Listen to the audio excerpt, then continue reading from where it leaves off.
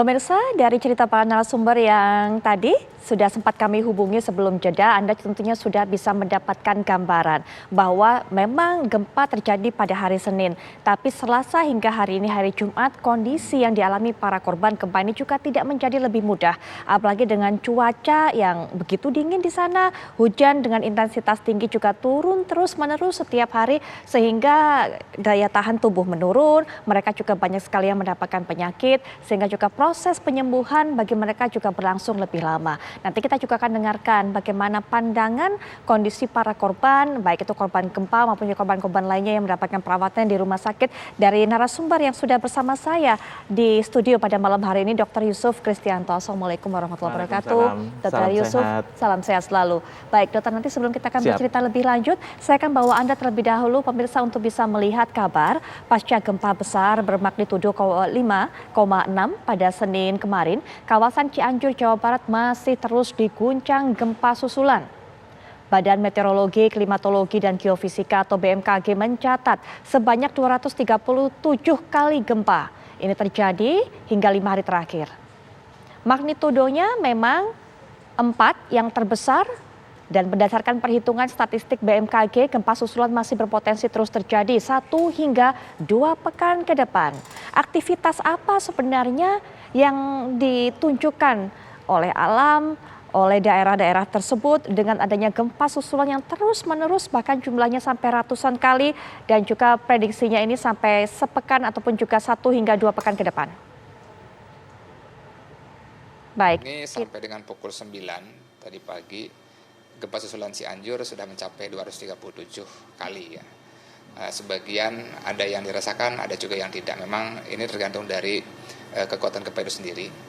Namun magnitudo yang terbesar sampai saat ini masih di 4,2, sedangkan yang terkecil 1,2. Jadi semua gempa susulannya memang masih jauh ya di bawah kekuatan dari gempa utama. Baik, Anda sudah mendengarkan keterangannya dan kita akan mendapatkan pandangan mengenai hal ini lebih lanjut dari Mbak Surono. Assalamualaikum warahmatullahi wabarakatuh. Selamat malam Mbak Surono.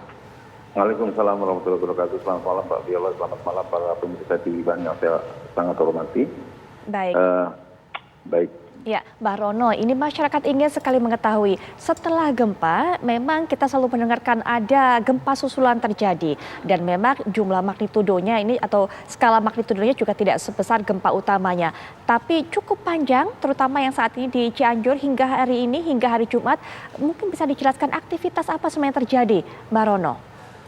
Saya analogikan saja ya Mbak Viola, gini. Seperti pada saat hujan. Pada saat menjelang berhenti, itu tidak berhenti sekaligus.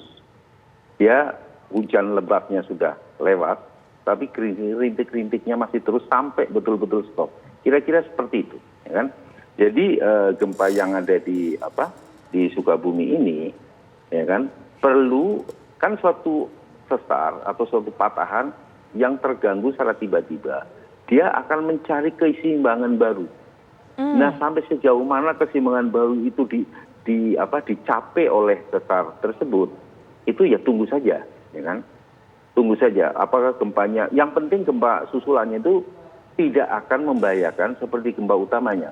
Memang yang harus diwaspadai karena masih ada gempa-gempa susulan adalah rumah-rumah yang sudah mengalami kerusakan, jangan sampai ditinggali karena masih ada potensi gempa susulan. Nah, sampai keseimbangan baru tercapai, itulah berhenti terkunci.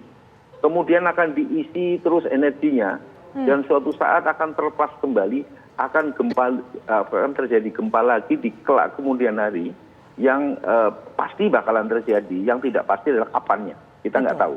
Tapi setelah ini seimbang terkunci, dia akan terisi energi lagi. Iya. Tadi kita sudah dengarkan bagaimana prediksinya adalah 1 sampai 2 pekan ke depan ini masih terus terjadi gempa susulan.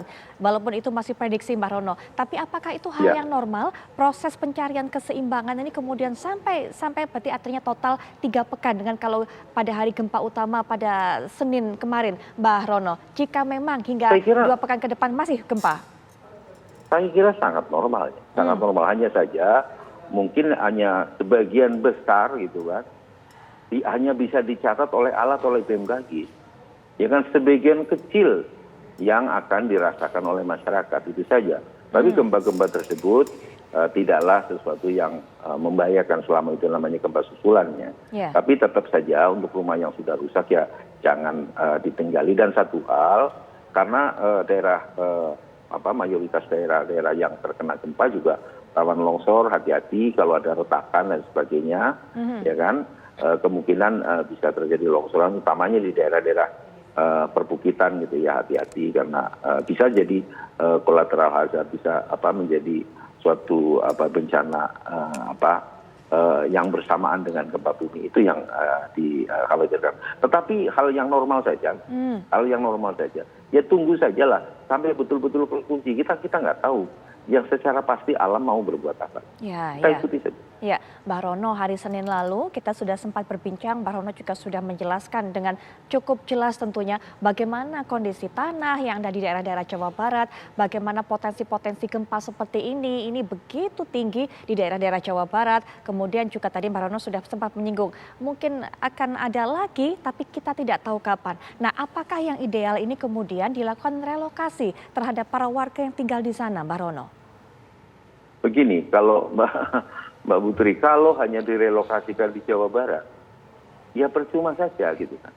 Karena mau ke arah utara, ke arah tengah Jawa Barat, itu juga banyak sesar-sesar yang kira-kira mirip lah dengan sesar yang sekarang bergerak menjadi gempa bumi.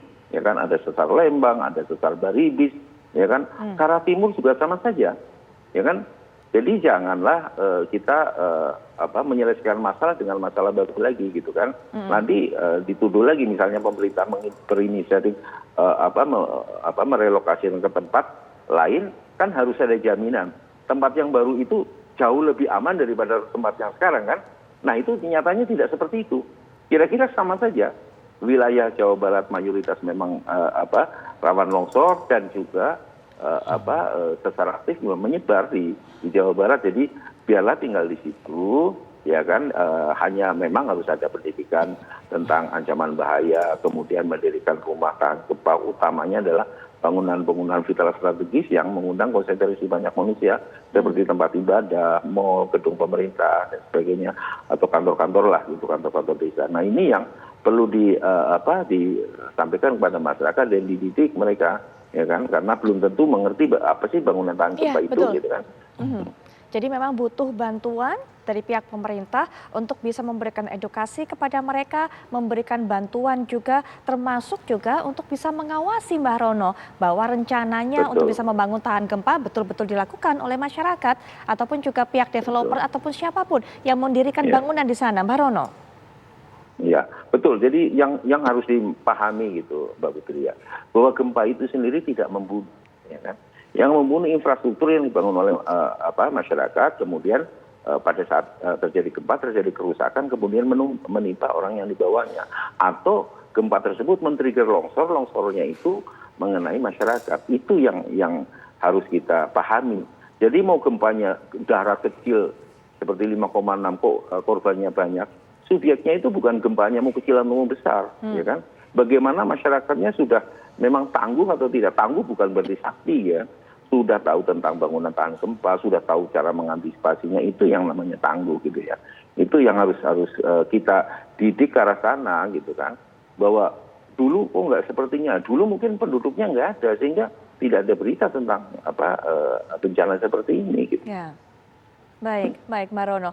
Mbak Rono, mungkin juga bisa diberikan pesan kepada warga yang saat ini juga tentunya masih berada di sana, kemudian juga masih mengalami ketakutan karena ada gempa-gempa susulan ini, Mbak Rono. Ya, tenang sajalah, gempa-gempa susulan itu adalah gempa-gempa yang lebih kecil daripada gempa utama, ya kan. Harap tenang, kapan selesainya ya kita ikuti sajalah gitu kan. Kita nggak tahu kapan akan selesainya. Bisa 2 minggu, bisa 3 minggu dan sebagainya. Itu pertama. Kedua, untuk rumah-rumah yang sudah mengalami kerusakan, lebih baik jangan ditinggali karena gempa-gempa susulan masih ada. Saya khawatir semakin parah dan ambruk gitu kan.